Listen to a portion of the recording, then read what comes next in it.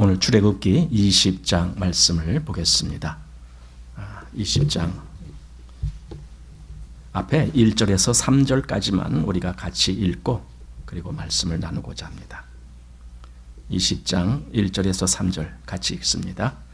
하나님이 이 모든 말씀으로 일러 가라사대 나는 너를 애굽 땅 종 되었던 집에서 인도하여 낸 너희 하나님 여호와로라. 너는 나 외에는 다른 신들을 내게 있게 말지니라. 아멘. 자, 오늘 이제 출애굽기 20장인데 사실 이 20장 말씀이 언제 말씀하셨는지는 정확히 모르겠어요. 왜냐하면은 지난번에도 우리 보았지만은 모세가 이 시내산에 또 하나님 앞에 여러 번 올라갔다 내려왔다 이렇게 했는데 그 중에 한번 이렇게 말씀하신 것인지 아니면은 지금 새롭게 말씀하신 것인지 여기 그 배경 설명이 되어 있지 않기 때문에 정확하게 언제인지 모르겠지만 어쨌든 그 하나님의 말씀이 모세에게 들려졌고 또 그렇게 모세에게 들려질 때 저 아래에서 백성들도 그 소리를 들었다는 거죠. 바로 그런 배경이 여기 설명이 되어 있습니다. 자, 그래서 오늘은 이런 어떤 배경적인 부분도 우리가 좀 보아야 되지만 우리가 잘 아는 십계명이라고 하는 그 계명의 말씀이 오늘 출애굽기 20장에 나옵니다. 그래서 이 부분에 대해서 좀 우리가 생각해 보아야 될 필요가 있습니다. 왜냐하면 사람들이 십계명을 그 취지라고 할까요? 하나님이 주신 그 의도라고 할까요? 이것에 대해서 잘 몰라요. 그래서 십계명을 잘못 사용하는 그런 경우가 많다라는 걸 보게 됩니다. 그래서 오늘은 좀 십계명의 의도에 대해서 좀 우리가 같이 좀 보아야 될 거고 그런 면에서 맥킨토시의 출애굽기 강해가 참 좋은 설명을 해준다라고 생각이 됩니다.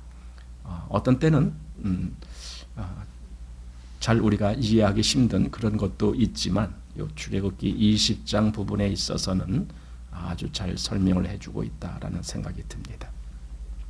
그래서 오늘 그 맥킨토시가 말씀하고 있는 그런 부분들을 같이 겸해서 여러분들에게 말씀을 드리고 싶습니다.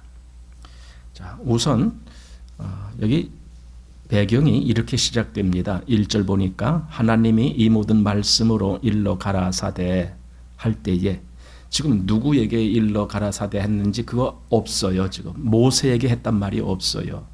또는 백성들에게 했단 말이 없어요. 그러나 우리가 나중에 보겠지만 이 말씀은 모세가 혼자 들었건 아니면 다른 사람이 들었건 간에 결국은 모든 이스라엘에게 해당되는 말씀으로 주어지는 겁니다. 그래서 결국은 모든 사람들이 여기 수신자다라는 걸 우리가 보아야 되는데 하나님이 이렇게 하는 겁니다. 이 모든 말씀으로 일러 가라사대 하면서 나는 너를 애굽 땅 종 되었던 집에서 인도하여 낸 너희 하나님 여호와로라.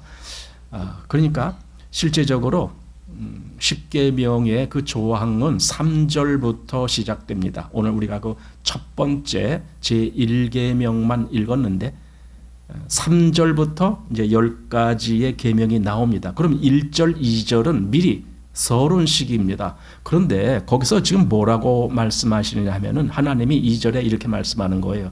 나는 이러이러한 너의 하나님 여호와로라. 이 이야기를 하는 겁니다. 이게 참 의미가 있는 말씀이지요. 하나님이 하나님 자신을 나는 하면서 이렇게 소개한다라고 할까요? 나타내신다고 할까요? 그렇게 하면서 지금 말씀하시는 건데 그런데 보십시오. 너를 애굽 땅 종 되었던 집에서 인도하여 낸 이거죠.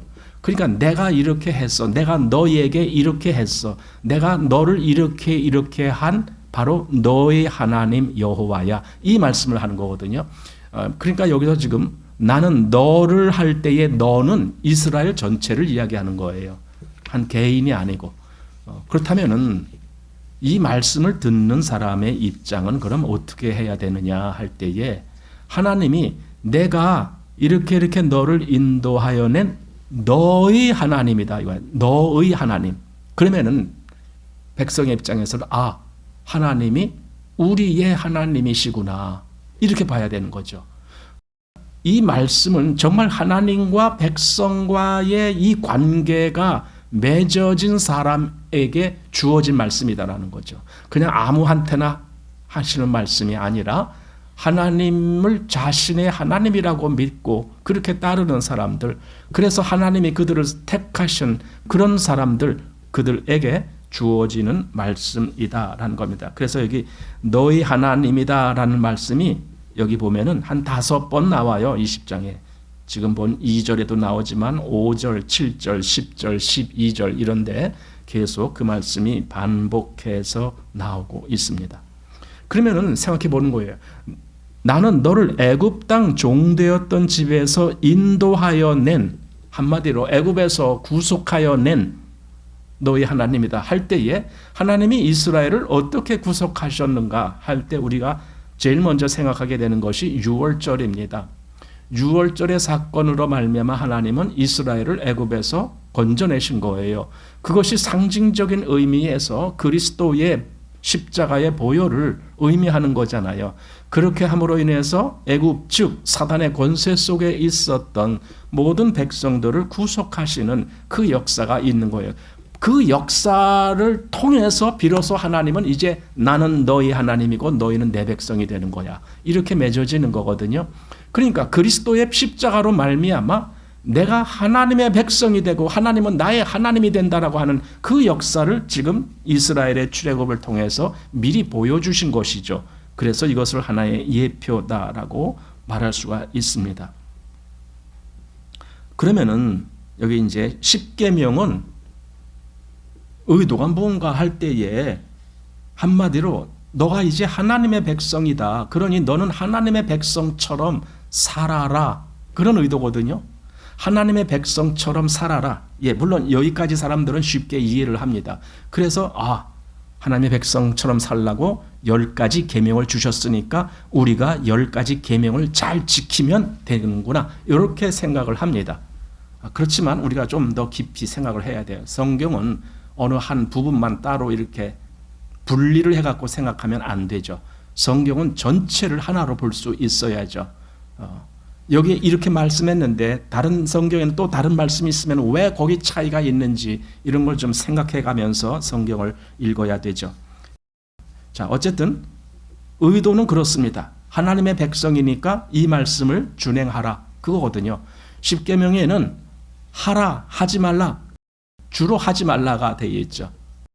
그렇게 행동을 규제하는 그러한 법으로 되은 것이 십계명입니다. 결국은 핵심이 뭐냐면요. 하나님 말씀 들으라는 거예요. 거기 조항이 10가지가 되든 우리가 나중에 확대하면은 율법에 여러 조항이 나오는데 그 율법에 한 160가지가 있든 지금 그 조항에 이 말씀 이렇게 하나하나 분리해서 보는 것이 중요한 것이 아니라 실제로 이 계명이라는 것을 통해서 우리는 무엇을 보게 되느냐 하면은 나는 하나님의 말씀을 들어야 되는구나. 하나님을 경외해야 되는구나. 이걸 가르쳐 주시는 거예요. 그러니까 신명기 4장 10절 보면은 거기 주제가 하나님을 경외하기 위해서 그 말씀을 주신 것이라는 거예요. 하나님을 경외하기 위해서. 그런데 문제가 있어요. 죄인인 사람이 하나님을 과연 경외할 수가 있을까? 이렇게 하라라고 말씀을 주셨다라고 해서 예, 하겠습니다. 과연 그렇게 할 사람이 있을까? 바로 이게 문제인 거죠. 근데 여기까지는 사람들이 생각 안 하려고 그래요. 그냥 경외하라라고 이 말씀 주셨으니까 우리 열심히 그 말씀 지키면서 경외하면 돼. 이렇게 생각을 하는 거예요. 그러나 우리가 알아야 될 것은요. 율법은 단순히 하나님 경외하는 법 이렇게 하고 주신 것이 아니라 그 계명 속에 또 율법 속에는 뭐가 있느냐. 우리 사람이 어떤 존재인지를 말씀해 주고 있는 거예요. 그걸 신약 성경에 와서 한마디로 뭐라 그러냐. 율법으로는 죄를 깨달음이니라 이렇게 말씀한 거예요. 율법으로는 우리가 얼마든지 의롭게 된다. 이렇게 해야 좋을 것 같은데 그게 아니라 오히려 죄를 깨닫는다. 그러면은 율법의 의도 속에 그게 있었다라는 걸 우리가 알아야 돼요. 죄를 깨닫게 해주시는 거구나. 한마디로 율법은 당연히 우리로 하여금 하나님을 경외하는 마음을 알려주는 거예요. 근데 내 안에는 그 마음이 없어. 왜 없느냐? 내가 죄인이구나. 이거죠. 그러니까 율법이 틀린 건 아니잖아요. 율법은 얼마든지 하나님 경외하는 말씀을 해주고 있는데 내가 죄인이기 때문에 그 하나님을 경외할 능력이 없는 거예요.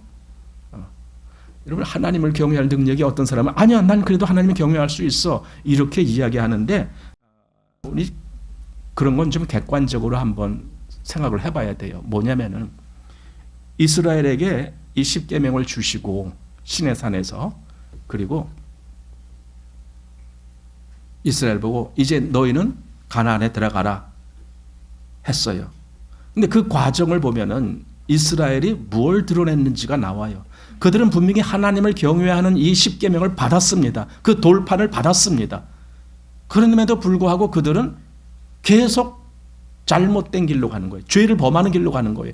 결국은 어느 정도까지 죄를 범했느냐? 그 당시에 20세 이상으로 계수에 든 사람들이 거의 다 죽어갔잖아요. 몇 사람 남기고, 여호수아와 갈렙 남기고 다 죽어갔잖아요. 물론 모세나 이런 지도자들도 이제 결국은 가나안에 못 간 걸로 거기 보이고 있는데, 여호수아나 갈렙이 들어간 것은 그건 그들이 의로워서 들어간 것이 아니에요. 그들이 율법을 잘 지켜서 들어간 것이 아니에요. 오직 하나, 하나님을 믿었다라는 거예요. 그 믿음으로 들어간 것이지 그들이 율법을 지켜서 들어간 것이 아니에요.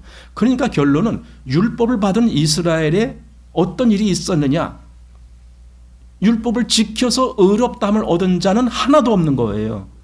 그럼 그 말씀이 뭡니까? 아니, 율법을 지켜서 하나님 경외하는 법을 배우게 하고 그걸로, 사실 율법을 온전히 지키는 사람은 그것으로 의롭다함을 받는다라고 돼 있거든요. 그랬는데 정말 그렇게 된 사람이 있느냐 했을 때는 없다, 이 결론이 나온 거예요. 그래서 로마서 3장에 의를 행하는 자는 하나도 없다, 이렇게 나오는 거거든요. 이렇게 전체를 볼 때에 율법은 분명히 하나님의 거룩하고 의롭고 선한 말씀이지만, 그리고 율법은 완벽한 말씀이지만, 문제는 율법 앞에 비친 나는 완벽한 죄인이라는 거죠. 그러니까 율법을 내가 감히 넘볼 수가 없는 그런 거예요. 옛날에 보면 그런 거 있죠. 왜? 신분상의 차이가 있어서 고귀한 귀족 같은 집에 그 주인이 있으면 그 집에 이제 하인들이 있는 거예요. 그러면 이 하인이 그 주인을 넘볼 수가 있느냐 이거죠. 감히 그럴 수는 없죠. 왜? 신분이 다르니까. 하나님의 율법, 하나님의 계명은 이렇게 완전히 거룩한 말씀인데 거기에 비춰서 나는 완전히 죄인으로 이렇게 지금 있기 때문에 나는 그 거룩한 말씀으로 의롭다함을 받을 그럴 능력이 없다라는 거죠. 죄인이라는 것은요, 이건 도덕적인 평가가 아닙니다. 하나님 앞에 갈 수 없는 무능력하다라는 것을 의미하는 겁니다. 이게 죄인입니다. 그러니 죄인에게 어떻게 율법이 적용돼서 의롭다함을 얻을 수가 있느냐? 그럴 수 없다. 근데 이 생각을 잘 안 해요. 사도 바울이 빌립보서 3장 6절에 뭐라고 했느냐면은 자기는 율법의 의로는 흠이 없는 자로다, 이렇게 말합니다. 그런데 이제 그렇게 말한 사도 바울이 로마서 7장에서 뭐라고 말씀하는지 보십시오. 로마서 7장 7절 말씀입니다. 그런즉 우리가 무슨 말하리요? 율법이 죄냐? 그럴 수 없느니라. 율법으로 말미암지 않고는 내가 죄를 알지 못하였으니 곧 율법이 탐내지 말라 하지 아니하였다면 내가 탐심을 알지 못하였으리라. 지금 사도는 그 율법을 어떻게 보고 있느냐 하면은요, 율법이 죄냐? 그러니까 아니, 율법이 아무도 구원받게 하질 못해요. 아무도 거듭나게 해주질 못해요. 그러면 율법이 죄냐? 다시 말하면 율법이 잘못된 것이냐? 하고 질문을 합니다. 그러나 해답이 뭡니까? 그럴 수 없느니라. 율법은, 하나님의 법은요, 어느 법이든지 하나님의 법은 잘못된 게 없어요. 하나도. 그런데 지금 사도 바울이 율법을 그럼 어떻게, 율법이 죄가 아니고 율법은 온전한 법임에도 불구하고 어떻게 됐느냐, 결과가 어떻게 됐느냐, 여기 보니까 율법으로 말미암지 않고는 내가 죄를 알지 못하였으니, 곧 율법이 탐내지 말라 하지 아니하였다면 내가 탐심을 알지 못하였으리라, 이렇게 말하는 거예요. 이게 뭡니까? 자기 속에 탐심을 알게 됐다라는 것은 자기가 죄인이다라는 것을 알게 됐다, 그 말이잖아요. 근데 그게 어떻게 해서 밝혀진 거라고요? 율법 때문에. 율법에 그렇게 탐내지 말라라는 말씀을 하셨기 때문에 내가 어느 날 내 속에 탐심이 있다라는 걸, 그걸 잘못된 것으로 인식을 하는 거죠. 사실 보면은요, 세상에는요, 모든 사람이 있지만은 거기에 두 종류가 있는데, 죄에 대해서 우리는 두 가지로 보게 되는데, 한 사람은 똑같이 자기가 죄인이에요. 사실은 뭐 어떤 사람 죄인 아닌 사람이 있습니까? 모든 사람이 죄인인데, 한쪽은 자기가 죄인이다라는 것을 깨달은 사람이 있고, 한쪽은 죄인이다라는 것을 깨닫지 못한 사람이 있는 것뿐이에요. 똑같이 죄인인데. 그러면은 지금 여기 율법이 무엇을 했느냐 했을 때 사도 바울의 말을 보면은 율법은 나로 하여금 죄인됨을 깨닫게 해주셨다, 이거예요. 내가 죄인됨을 깨닫게 해주셨다. 그래서 24절로 가보면은 오호라 나는 곤고한 사람이로다, 이 말을 하는 거죠. 나는 곤고한 사람이다, 이 고백. 제가 유도선 목사님 책을 이렇게 보다 보니까 거기 매우 흥미로운 기록이 있어서 좀 여러분들에게 읽어드리고 싶습니다. 이 율법에 대해서, 십계명에 대해서 이렇게 말씀한 것이 있습니다. 왜 찬송가 책에 보면은 거기 이 뒤에입니까? 거기 십계명이 기록돼 있죠. 찬송가 책마다 거기 다 있어 보면은요. 그런데 그걸 가지고 이제 유도선 목사님이 이렇게 말씀하셨어요. 저는 십계명을 찬송가 책에 올려놓은 이유를 모르겠습니다. 최소한 십계명을 지켜야 한다는 의미일까요? 그러니까 그런 의미로 기록해 놓은 걸까요? 그렇다면 얼마나 부끄러운 노릇입니까? 이는 요한복음 13장 34절에 나오는 새 계명, 즉 내가 너희를 사랑한 것 같이 너희도 서로 사랑하라라고 말씀하신 주님의 말씀을 외면하는 처사가 되는 것입니다. 그러니까 이 율법을 펼쳐놓고, 십계명을 펼쳐놓고 그거 우리 같이 지켜나갑시다 라고 하는 것은 곧 주님이 말씀한 새 계명을 주노라 하는 그것을 완전히 무시하는 그런 처사가 되는 거다. 그런데 사람들은 이 찬송가 책에다 그걸 기록해 놓고 있더라. 지금 그 얘기를 이제 지적을 한 거죠. 그렇게 말씀한 것을 보게 됩니다.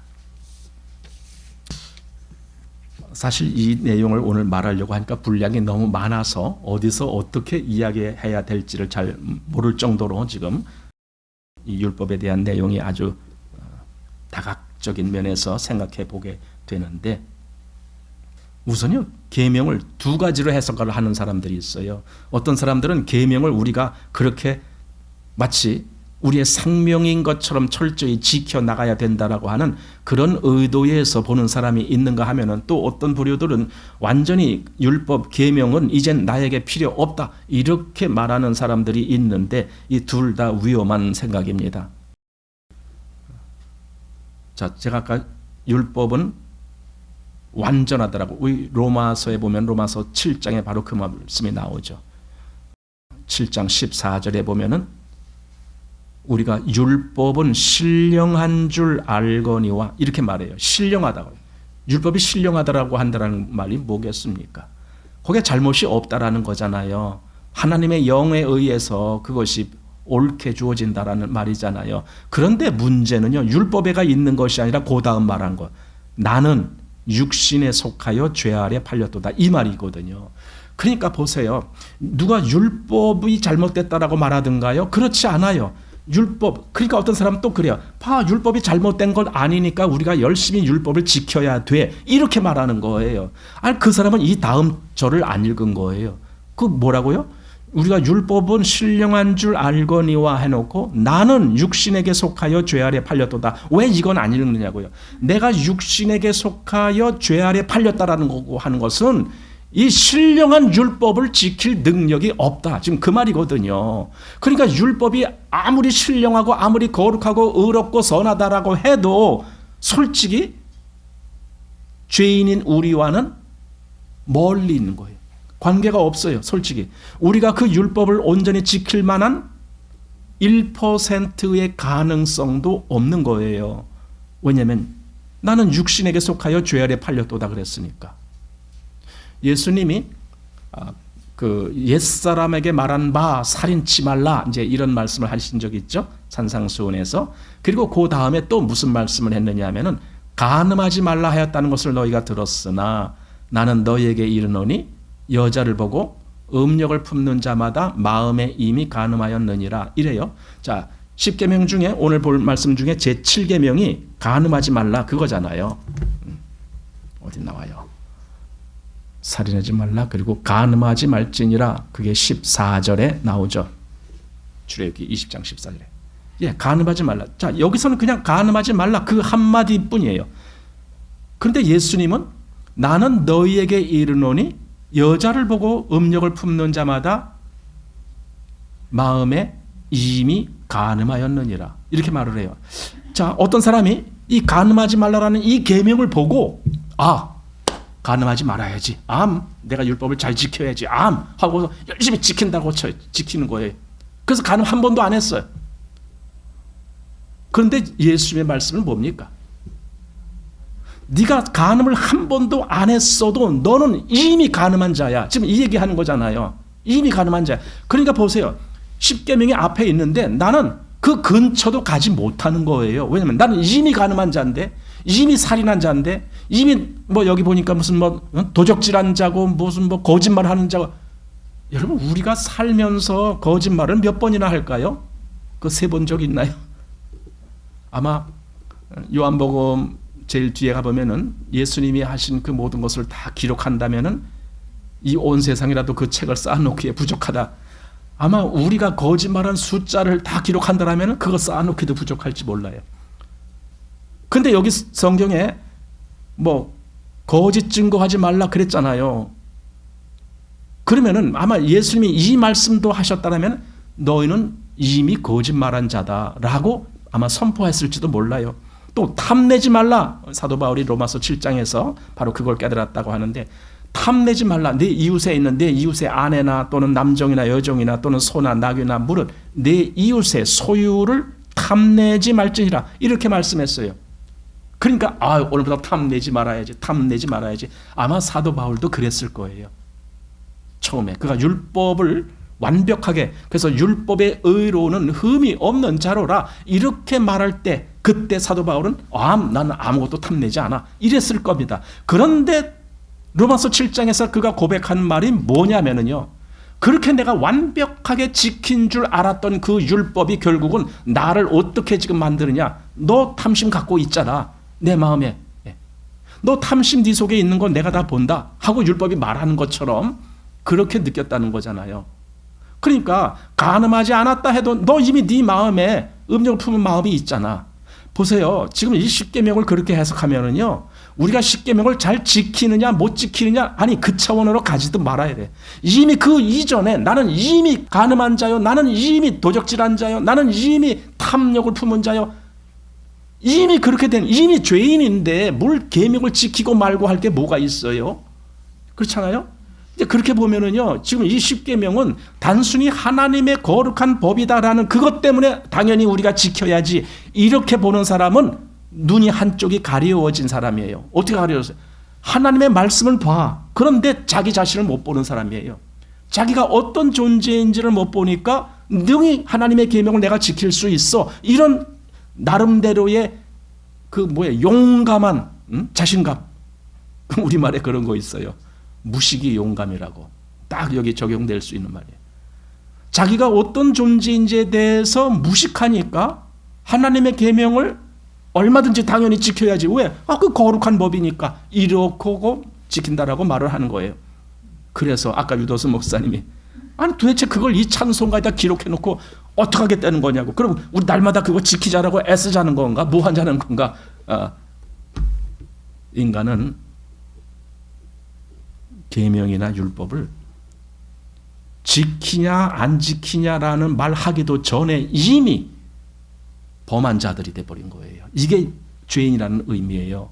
그런 의미에서 이 십계명을 우리가 본다라면은 아니 그럼 십계명 볼 필요가 없네. 뭐 이미 우리는 뭐 이미 죄인인데 뭘 이거 보나 마나 뭐 의미도 없는 거 아니야? 이렇게 보지 말라라는 거예요. 왜냐면은요. 이 속에서 뭘 얘기를 하는 거냐면 진짜 하나님이 사람을 예를 들어 처음 창조하실 때 어떤 사람 창조하기를 원하셨느냐? 이런 사람 창조하기를 원하신 거예요. 그런데 아담 이후에 이런 사람이 한 사람도 없게 된 거예요. 왜냐하면 아담 안에서 모든 사람이 죽었으니까. 죽었다라는 것은 죄인이 됐다라는 거잖아요. 왜냐하면 죄의 삭시 사망이니까. 그러니까 죄가 없다라면 죽지 않아요. 근데 죽었단 말이죠. 아담 안에서. 그 말은 하나님이 원래 원했던 사람이 이런 모든 것이 다 완벽하게 지켜지는 사람인데 그 사람이 한 사람도 없다. 지금 그 말이거든요. 그래서 아담 안에서 죽었다. 그러면 어떻게 하느냐 이거죠. 이제부터라도 우리가 열심히 지킵시다. 그럼 됩니까? 그럼 죽은 자가 뭘 어떻게 하라는 거예요? 여러분 죽은 자는 아무것도 할 능력이 없는 존재야. 뭐 의를 행해요? 율법을 지켜요? 아무것도 못하는 존재가 죽은 자라는 뜻이에요. 근데 그걸 자기가 그런 자다라는 걸 인정을 못해요. 그러니까 계속 지금 열심히 하자라는 말만 하는 거예요. 그게 종교라는 거예요. 종교와 신앙은 구별돼야 되는데 둘 다 믿음이 있어요. 종교도 믿음이 있고 신앙도 믿음이 있어요. 종교는 어떤 믿음이 있느냐? 자기가 열심히 하면 된다라는 믿음을 갖고 있어요. 이게 착각이라는 거죠. 근데 그 믿음으로 신앙생활을 해요. 그게 바로 잘못된 종교인인 거예요. 그러나 신앙은 뭐예요? 내가 하면 할 수 있다라는 것이 아니에요. 이건 하나님이 나에게 은혜로 해주신 역사구나. 이걸 믿는 거예요. 그게 신앙이에요. 그래서 신앙인은요, 모든 것을 생각할 때에 그리스도 예수 안에서 이 말이에요. 거기서 이루어지는 거지 내가 독단적으로 무엇을 한다라는 말을 할 수는 없는 거거든요. 이게 신앙인의 믿음이라는 거죠. 그리스도께서 이렇게 하셨다. 그러니까 고린도전서 1장 30절입니까? 예수는 하나님께로부터 나와서 우리에게 지혜와 의로움과 거룩함과 구속함이 되셨나니 그랬다고요. 모든 역사가 신앙의 모든 과정이 다 예수 그리스도로 인해서 예수님이 그렇게 된 거야. 나에게 예수님이 나에게 지혜야. 예수님이 나에게 구속이야. 또 예수님이 나에게 거룩함이야. 예수님이 그 모든 것 아무거라도 대입해도 그것이 다 예수님이 나에게 그렇게 주신 거예요. 그러니까 나는 예수님을 믿는 거예요. 나는 율법을 믿는 게 아닌 거예요. 예수님을 믿는 거예요. 예수님 안에서 그 모든 것이 완성이 돼요. 로마서 8장에 보면은 좀 중요한 말씀 거기 앞에 나오죠. 보십시오. 로마서 8장 1절 그러므로 이제 그리스도 예수 안에 있는 자에게는 결코 정죄함이 없나니 이랬습니다.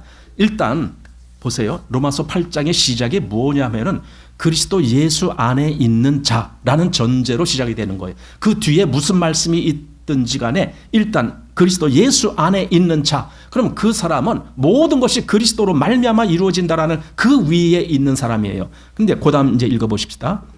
이는 그리스도 예수 안에 있는 생명의 성령의 법이 죄와 사망의 법에서 너를 해방하였음이라. 율법이 육신으로 말미암아 연약하여 할 수 없는 그것을 하나님은 하시나니. 여기서 두 가지가 나와요. 이 3절에 보면 율법이 하느냐 하나님이 하시느냐 이게 다르다는 거예요. 물론 율법도 하나님의 말씀이지. 하지만 여기서 율법이 할 수 없는 그것을 하나님이 하신다라고 할 때는 율법이 하는 것과 하나님이 하시는 것이 다르다는 걸 지금 의미하는 거거든요. 그래서 하나님은 하시나니 하면서 곧 죄를 인하여 자기 아들을 죄 있는 육신의 모양으로 보내어 육신의 죄를 정하사 육신을 쫓지 않고 그 영을 쫓아 행하는 우리에게, 자 여기까지 우리에게까지 딱 읽어보면은 여기에는 율법이 개입하지 않아요. 완전히 그리스도 예수로 말미암아 하나님이 하시는 역사, 그리고 그것이 하나님의 영에 의해서 우리에게까지 이루어진 역사, 그걸 지금 이야기하고 있어요. 그렇게 되면은 결과가 어떻게 되느냐? 율법의 요구를 이루어지게 하려 하심이니라, 이렇게 돼 있어요. 그냥 율법의 요구라고 돼 있어요. 여러분, 율법을 지킨다라는 개념과 율법의 요구가 이루어진다는 개념은 다른 거예요. 사람들이 여기서 착각을 하죠. 율법의 요구를 이루게 한다라고 하니까 그러니까 율법을 열심히 지켜나가자 이렇게 말하는데 천만에요. 지금 그 말씀이 아니거든요. 이게 율법의 요구가 뭐냐면요, 아까 십계명, 그게 뭐라고요? 그게 하나님의 애초에 원하셨던 완벽한 사람, 그것이 다 실패했죠. 이스라엘 보면서 다 실패한 걸 알잖아요. 다 실패했죠.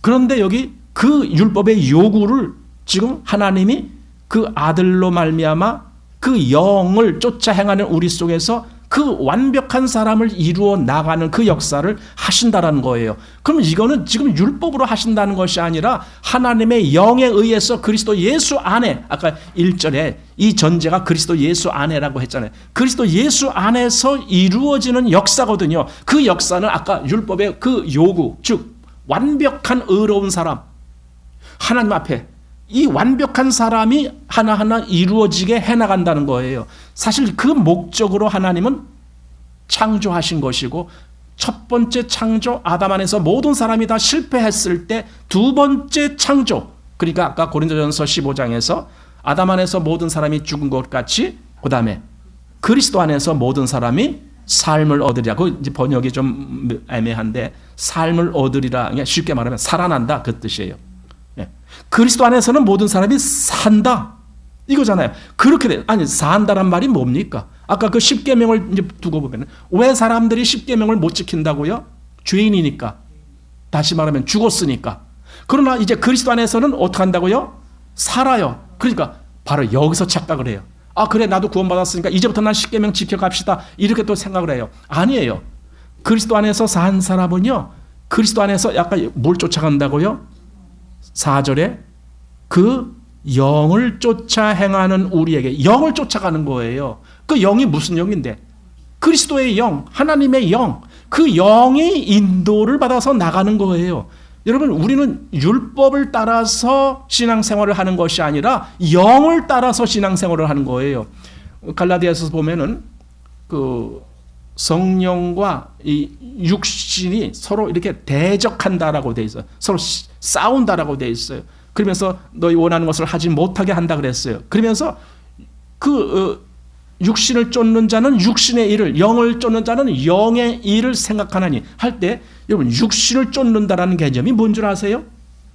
내가 한다라는 개념이거든요. 그게 내가 할 수 있다. 아까 제가 신앙을 이 두 가지, 믿음이라는 것이 두 가지가 있는데, 자기가 한다라는 믿음을 가진 사람이 있고 하나님이 하셨다라는 것을 믿는 믿음을 가진 사람이 있고, 이게 다르다고 그랬잖아요. 하나는 그게 말하자면 자기 의를 추구하는 사람이에요. 근데 그런 사람이 바로 이 율법 계명을 두고 내가 열심히 또 해야지, 내가 열심히 해야지. 여러분 그렇게 한 사람이 바리새인들이고 서기관들이고 율법사들이고 제사장들이고 그래요.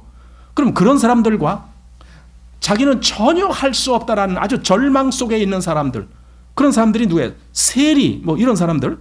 아니 세리가 언제 내가 율법을 지켜서 의롭게 돼야지 그런 말 한 적이 있어요? 그런 생각도 못해요. 왜냐하면 이미 죄인인 걸, 자기는 이미 뭘 하느냐 마느냐의 개념이 아니고 이미 죄인인데 뭘 해 하기를. 거기 바리새인은 그 유명한 기도 있잖아요. 바리새인과 세리의 기도, 누가복음에 보면은 바리새인은 하나님 나는 저 세리와 같지 않습니다. 나는 불의, 토색 뭐 이런 거 하나도 안 했습니다. 뭐 소득의 11조를 반드시 드리고 뭐 1회에 2번씩 금식하고 다 합니다. 이 사람은 지가 의를 하고 있어요. 근데 세리는 어때요? 할 엄두가 안 나요. 내가 감히 그걸 어떻게 해? 나 같은 죄인이. 그렇죠? 아니 죄인이 어떻게 그 의로운 하나님의 법에 접근할 수가 있느냐고요. 그러니까 죄인은, 이 세리는 가까이 가지도 못하고 저 뒤에서 가슴만 치면서 고개를 들지도 못하고 하나님 불쌍히 여기옵소서 나는 죄인이로소이다. 그 얘기밖에 못하는 거예요. 그런데 그가 의롭다함을 받고 돌아갔다라고 돼 있어요. 성경은. 이 앞에서 그렇게 무슨 이것도 잘하고 저것도 잘하고 잘한 사람을 의롭다라고 한 게 아니라 보세요. 오늘날도 그렇지 않습니까? 오늘날 솔직히 교회들이 많지만 교회가 이렇게 선으로 갈라져요. 그 어떤 갈라져요? 자기 의를 쌓아가는 교회가 있어요. 그런가 하면은 오직 그리스도의 의에 자기를 복종시키는 사람이 있어요. 이게 다른 거란 말이에요. 교회의 차이가 바로 그거거든요. 그런데 사실은 자기 의를 쌓아가는 교회가 훨씬 더 많은 것 같아요. 말로는 그리스도를 믿는다라고 하지요. 다. 그리스도를 믿고 의롭게 됐습니다. 다 말을 하죠. 그러나 실상 그의 하루하루의 신앙이 어떻게 되느냐? 자기 의를 쌓아나가고 있는 거죠. 그러니까 말하자면 그 바리새인과 같은 그런 행동을 하는 거예요. 나는 저 불이 토색한 사람들과 같지 않습니다. 예, 우리 불이 토색하는 거 아니에요. 여러분, 그럼 어떤 사람이 그래요. 아니 그럼 불이 토색 뭐 그런 거 하지 말아야지. 당연히 십계명 지켜야지. 그럼 너는 뭐 십계명 어길래? 이렇게 말해요. 여러분, 그리스도 안에 있는 사람은요 십계명 안 어겨요. 왜냐면요 그리스도의 법은 십계명보다 더 위에 있어요. 완벽한 그 뭡니까? 그리스도의 그 사랑 안에 거하는 사람은요 율법의 완성을 맛보게 돼 있어요. 율법의 그 조항을 하나하나 지키느냐 못 지키느냐 거기 매달려 있지 않아요. 그러니까 보세요. 우리가 지금 율법을 쫓아갈 것인가 아니면 그리스도를 쫓아갈 것인가가 다른 거예요. 그걸 하나로 보면 안 돼요. 구별되지는 겁니다. 우리는 당연히 그리스도를 쫓아가는 자들이에요. 그러니까 아까 로마서 8장에서도 이제 그리스도 예수 안에 있는 자라고 말했던 거예요. 그리스도 예수 안에 있는 자. 성경은 계속 그 얘기를 해주고 있어요. 여러분 신약이 다른 게 뭡니까? 구약과 신약. 구약에는 그렇게 되지 못했어요. 그리스도 예수 안에 거할 수가 없었어요. 아직 그리스도가 이 모든 역사를 이루지 않으셨기 때문에 그 때가 아직 안 됐기 때문에. 그러나 때가 이를 때 하나님이 그 아들을 보내사 율법 아래 있는 자들을 속량하셨다. 그래. 그러니까 그리스도가 그렇게 일을 완성하시기 전에 모든 사람은 다 율법 아래 있는 존재가 되어버린 거예요. 왜냐하면 육신으로 그걸 해야 되니까. 그리스도 안에서 이루어지는 이 역사를 모르니까 그들은. 그리스도가 이것을 완성하시고 나서야 비로소 성령님이 그것을 우리에게 성령님이 어떻게 해요? 로마서 5장 5절에 성령으로 말미암아 하나님의 사랑이 우리 마음에 부은 바 됨이니 그랬잖아요. 우리 마음에 그게 부어져야 돼요. 그래서 사랑은 율법의 완성이라니까요. 여러분 사랑이라 그러니까 그럼 열심히 사랑합시다 그러는데 그러지 말고 성경을 들어보세요. 성경에 뭔 얘기를 하냐면요. 하나님이 날 사랑하신 것을 말씀하고 있어요. 내가 뭘 어떻게 했느냐가 아니고 하나님이 날 사랑하셨다고요. 그것이 내게 실제가 이루어졌을 때 비로소 나도 이제 사랑을 하나하나 알아나가는 거예요. 이제. 그래서 사랑은 여기 있으니 우리가 하나님을 사랑한 것이 아니라 그가 먼저 우리를 사랑하신 것이다. 이렇게 말하는 거죠. 고린도전서 13장에 우리가 잘 아는 사랑장이라는 사랑의 말씀 나와요. 아마 거기 좀 보십시오.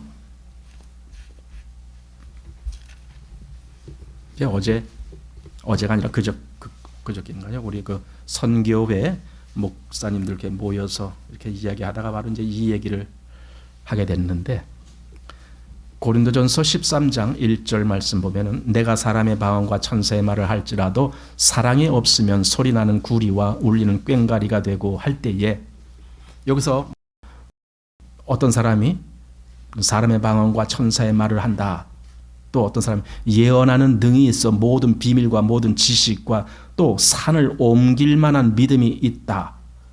또 내게 있는 모든 것으로 구제하고 또 내 몸을 불사르게 내어준다. 그래도 사랑이 없으면 아무것도 아니다. 지금 이 얘기잖아요. 그럼 사랑이 없다는 게 뭐예요? 아, 내가 사랑으로 하질 않고 그냥 형식적으로 한 거구나. 지금 그 얘기입니까 이게? 여러분 형식적으로 자기 몸을 불사르게 내어준다. 그게 말이 됩니까?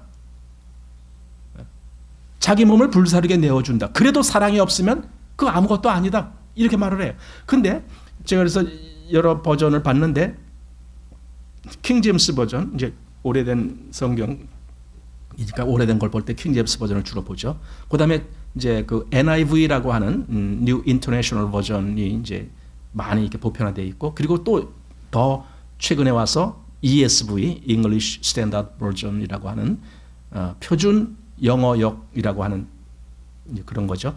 이 세 성경을 보는데 똑같이 돼 있어요. 뭐냐면 have not love 이렇게 돼. 그러니까 내가 이런 거 할지라도 내가 사랑을 갖고 있지 않다면 그러면 다 허당이다. 지금 그 얘기예요. 사랑을 갖고 있지 않다면, 사랑이 내게 없다면, 그럼 그 말은 뭡니까? 지금 사랑으로 뭘 하라란 말이 아니고 내게 그 사랑이 있느냐를 먼저 이야기하는 거예요. 내게 그 사랑이, 그래서 로마서 아까 5장 5절 말씀이 나오는 거예요. 하나님이 그 성령으로 말미암아 하나님의 사랑을 우리 마음에 부어줬다라고 했는데 그 부어주신 사랑을 내가 받았느냐 이거지. 그걸 받아서 정말 내 안에, 예, 하나님의 사랑이 내 안에 와 있습니다. 그러면은 이 사람은 그 사랑 때문에 역사가 일어나는 거예요. 이게 진짜라는 거예요. 그래서 요한 1서에 바로 그것이 이제 우리가 서로 이제 사랑하자라고 하면서 그 사랑 이야기가 바로 하나님이 먼저 우리를 사랑하셔서 그 독생자를 화목제로 보내주셨다. 그래서 우리가 사랑을 알고, 그러니까 우리가 서로 사랑하자 이렇게 나오는 것이지. 그러니까 내 속에 그 사랑이 없으면 여기서 말하는 이런 행위들은 다 율법 행위가 되는 거죠. 그러니까 이게 부족하다라는 말이 아니에요. 여기 어디 뭐 부족하다 그런 말 한마디도 없어요. 예를 들어 방언한다. 이런 방언도 그러니까 전혀 사랑과 상관없이도 하나님의 사랑을 받지 못한 상태에서도 방언해요. 여기 나와 있잖아요. 사람의 방언과 천사의 말을 할지라도, 예, 그런 거 다 해요. 그러나 내가 하나님의 사랑을 받았다라면 이건 차원이 다른 거예요. 그러니까 중요한 것은 방언을 하느냐, 예언을 하느냐, 또는 뭐 산을 옮길 만한 무슨 뭐가 있느냐, 이런 것이 중요한 것이 아니라 네 안에 하나님의 그 사랑이 와 있느냐, 이게 더 중요한 거예요. 만약에 그렇지 않다라면은 너가 하는 이 모든 것은 다 울리는 꽹과리와 같다, 뭐 이런 거죠. 의미가 없는 것이다. 그러니까 우리 이제 출애굽기 20장, 오늘 사실 20장 하나하나 저를 못 보는데 20장은 뭐예요? 10계명입니다. 예, 10계명. 그게 뭔데? 아까도 말했지만 하나님이 주신 가장 모범적이고 가장 표준적인 인간상, 그들이 어떻게 살아가야 될지에 대한 아주 가장 인간적인 그런 모범을 거기 말씀한 거예요. 그 기준은 조금 더 잘못이 없어요. 조금 더 잘못이 없어요. 문제는 그걸 지켜야 할 이스라엘이 잘못됐어 지금. 그렇잖아요. 그러니까 이스라엘이 아무도 그걸 못 지키는 거예요. 여러분, 이스라엘이 잘못됐다라고 하는 그 말은 곧 온 세상 사람들이 다 잘못됐다 그 말이잖아요. 이스라엘만 특별히 더 잘못된 걸까요? 아니죠. 똑같아요. 이스라엘이나 뭐 아니나 다 똑같은 거예요. 그러니까 말씀이 잘못된 것이 아닙니다. 계명이 잘못된 것이 없습니다. 그러나 내가 잘못됐다. 아까 그게 사도 바울이 로마서 7장에서 깨달은 말이에요. 그게 율법이 신령한데 나는 육신에게 져서 죄 아래 팔렸도다. 지금 그러잖아요. 내가 잘못됐구나. 내가. 그러니까 율법은 나한테 아무런 효과를 발휘할 수가 없어요. 그런데 예수님은 달라요. 예수님은 우리에게 율법을 요구하시지도 않았어요. 그럼 예수님은 뭘 어떻게 역사하십니까? 우리 안에 그 새 마음, 새 법, 새 생명을 주시는 분이에요. 이것하고 율법을 지키라는 것하고는 완전히 다른 겁니다. 우리가 이제 다 죽었어요. 아담 안에서 모든 사람이 죽었어요. 그럼 그에게 제일 필요한 게 뭡니까? 그 보고 야, 이게 옳은 거니까 너 오늘부터 이거 지켜, 이거 해, 이렇게 해야 되겠습니까? 여기 지금 아무것도 못해. 이 사람은 죽었어도 눈은 멀뚱멀뚱 뜬다라고 한번 생각을 해봅시다. 눈을 멀뚱멀뚱 떠. 저기 지금 어떤 사람이 나한테 와서 야, 여기 벽에다가 10계명 걸어놓고 야, 너 오늘부터 저거 지켜, 1계명 2계명 해서 10계명 그걸 다 지키면은 그러면 너는 의로워져 하고 나한테 그렇게 얘기를 해줘요. 근데 아니 이 사람아, 나는 지금 나 손 하나 까딱 못해. 난 지금 아무것도 할 수 없는데 어떻게 저걸 다 지키느냐고 반문할 거 아닙니까? 그런데 예수님은 어떻게 하라는 거예요? 그래, 너가 아무것도 할 수 없지? 내가 너를 살려줄게. 이거잖아요. 그 예가 어디서 나오는 거냐면요. 어떤 사람이 그 강도를 만나는 대목이 나오죠. 강도를 만났어요. 그때 제사장이 처음에 지나가고 레위인도 지나가고 보고도 못 본 척하고 가는 거예요. 왜냐하면 그들은 이 사람을 살릴 수가 없거든. 여러분, 율법은 이 죽어가는 사람을 살릴 수가 없는 거예요. 그런데 누가요? 사마리아 사람이 지나가다가 보고 어떻게 했어요? 뭐 이렇게 저렇게 한 게 많아. 결론은 그 사람을 살렸다는 거예요. 결론은. 그럼 이 사마리아 사람은 누구냐? 누구에 대한 예표냐 이거지. 예수님. 예수님이 바로 그 사마리아인처럼 저 죽어가는 사람을 살려주시는 거예요. 많은 사람들은요, 거기서 보고도 그걸 율법적으로 해석하기 때문에 우리도 선한 사마리아 사람이 됩시다, 이 얘기만 잔뜩 하고 있어요. 아니, 지금 그 얘기 하자는 게 아니라 저 죽은 사람, 그 죽은 사람이 바로 나야. 내가 이 사마리아 사람처럼 되려고 지금 그 얘기가 아니고 저 죽어가는 자가 모든 사람이 바로 죽어가고 있어. 그런데 여기 예수님이 나를 살려주시는 거야. 이게 진짜야. 왜냐면 저 앞에 레위인이건 무슨 뭐 제사장이건 그들은 왜? 그들은 율법을 대표하는 거잖아요. 레위인 제사장들이 다. 그 율법은 나에게 아무것도 해주질 못해. 나를 살려주질 못해. 그럼 그냥 지나가 버리고 말아. 그러나 예수님은 나를 살려준다 이거죠. 그게 다른 거예요. 여러분, 십계명이 여기 나왔습니다. 근데 십계명이 날 살려줍니까? 십계명 자체는 아주 의롭고 거룩하고 선한 계명입니다. 예, 그건 인정해요. 그러나 그 계명이 날 살려주더냐 이거죠. 율법은 죽이는 것이요, 오히려 죽이는 거예요. 영이 살리는 거예요. 내가 너에게 이른 말이 영이요 생명이니라, 이렇게 말씀하는 거예요. 율법이 생명이라고 하진 않아요. 예, 율법은 거룩한 거 알아요. 그런데 문제는 그게 생명이더냐 이거지. 우리에게 필요한 건, 아니 죽은 사람에게 뭐가 필요해? 생명이 필요하잖아요. 생명이 주어져야 그가 살아나잖아요. 자, 이제 살았어요. 생명이 주님으로 말미암아 나한테 부어져갖고 내가 살았어. 그럼 나는 어떡할까요? 이제 다시 율법으로 갑시다. 그래야 될까요? 그게 왜 불합리합니까? 아니, 율법은 날 살려주지도 못한 것인데 내가 왜 율법으로 다시 가? 율법이 멋있어 보여. 왜? 거룩하니까, 의로우니까, 선하게 보이니까. 율법이 멋있어도 날 살려준 분은 누구예요? 예수님이시거든요. 그럼 난 누구한테 가야 돼? 예수님께 가야죠. 이게 신앙이에요. 여러분, 신앙은 율법을 쫓아가지 않고 예수님을 쫓아가요. 그러면 우리 이제 그러는 거야. 아니, 너는 왜 이 거룩한 율법을 왜 안 지켜? 왜 무시해? 왜? 여러분, 우리가 율법을 안 지킨다, 무시한다 그럽니까? 아닙니다. 그리스도 안에서는 그 모든 것이 다 완성이 돼요. 그리스도 안에서는. 그래서 아까 로마서 8장이 나온 거예요. 그리스도 예수 안에 있는 자, 바로 그렇게 결코 정죄함이 없다. 왜? 왜 정죄함이 없어요? 완성이니까. 거기서는 모든 게 완성이, 그리스도로 말미암아. 사실 우리가 완벽하게 뭘 했다가 아닙니다. 나는 오직 완성자이신 그리스도 안에 들어간 것뿐이에요. 그리스도 안에서. 그래서 아까 고린도전서 1장에서 나온 말씀 그대로예요. 예수는 하나님께로부터 나와서 우리에게 지혜와 의로움과 거룩함과 구속함이 되셨다. 거기 의로움과 거룩함이 다 나오는 거예요. 율법을 완벽히 지켜야 의로움과 거룩함이 주어져요. 그런데 나는 율법을 지킨 것은 아닌데 다만 예수님 안에 들어간 것으로 말미암아 거룩함과 의로움이 다 나에게 해당되는 거예요. 이게 신앙이고 이게 기독교예요. 계명을, 자꾸만 율법을 그렇게 내가 지켜야 될 계명이라고 그렇게 보고만 있는 사람에게는 이런 일이 생기질 않아요.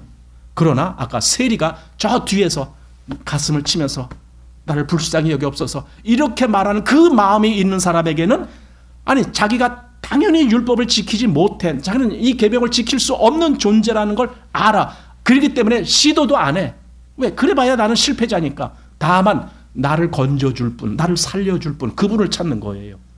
그래서 이것이 이제 신약 성경의 그 복음서에 보면은 예수님 앞에서 고침을 받는 사람들의 위치가 바로 그 위치예요. 자기들은 절망이에요. 예를 들어 뭐 12의 혈루증으로 앓고 있는 사람, 또는 뭐 38년 동안 베데스다 연못 그 옆에서 뭐 기다리고 있었던 그 뭐야, 물이 동할 때 다른 사람이 먼저 갑니다. 나를 물에 넣어줄 사람이 없습니다. 이게 뭐예요?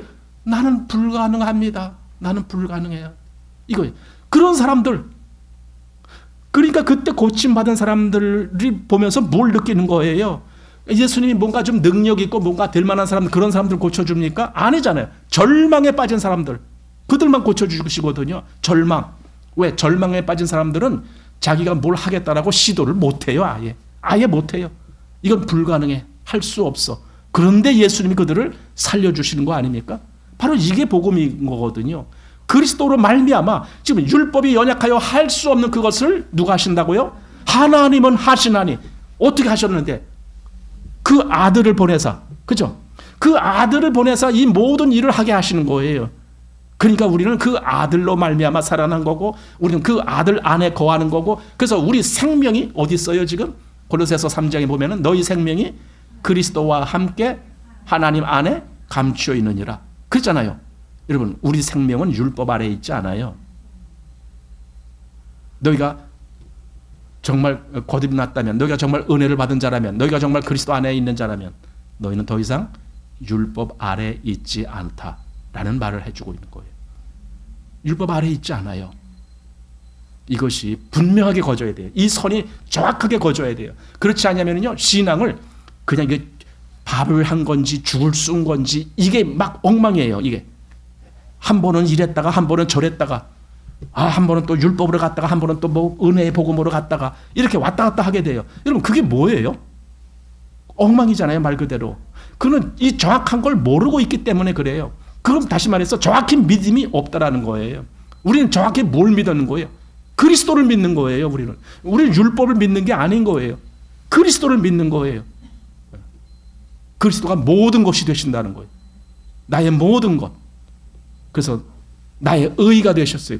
아니, 예수님이 그냥 의인이다 그게 아니에요. 예수님이 나에게 의가 되셨다는 거예요. 또 예수님이 나에게 거룩함이 되셨다는 거예요. 예수님이 나에게 구속함이 되셨다는 거예요. 예수님이 나에게 지혜가 되셨다는 거예요. 나에게. 그러니까 내가 그리스도 안에서 모든 것이 다 되는 거예요. 이 믿음, 이게 우리가 계명이나 율법이나 볼 때에 거기 분명히 선을 긋고 보아야 될 구별선이다라는 겁니다. 그러면서도 우리가 계명을 우리가 소중하게 보는 이유는 아까도 말했죠. 하나님이 보는 정말 완벽한 사람이 바로 이 사람이다. 그런데 우리는 그 완벽한 사람의 그 기준을 그리스도 안에서 이루어가는 거예요. 여러분, 어떻게 이루어요? 사랑이에요. 사랑이 이 모든 것을 다 이루는 거예요. 그래서 사랑은 율법의 완성이 되는 거예요. 그리스도가 우리에게 주신 것이 바로 그거예요. 그 안에. 그러니까 사랑을 단순히 우리가 그냥 좋아하는 감정이라고 보질 마세요. 그 정도가 아니에요. 사랑은요, 완벽한 능력이에요. 생명의 능력이에요, 그게. 그리스도 예수 안에서만 역사하시는 능력. 그게 바로 우리가 나가는 길이에요. 오늘 출애굽기 20장은 이렇게 맞춰야 되겠습니다. 혹시 제가 한 절 한 절 하질 않아서 어디 궁금한 거 있으면 나중에라도 여러분들은 질문을 해 주시기 바랍니다. 자, 이렇게 마칩니다.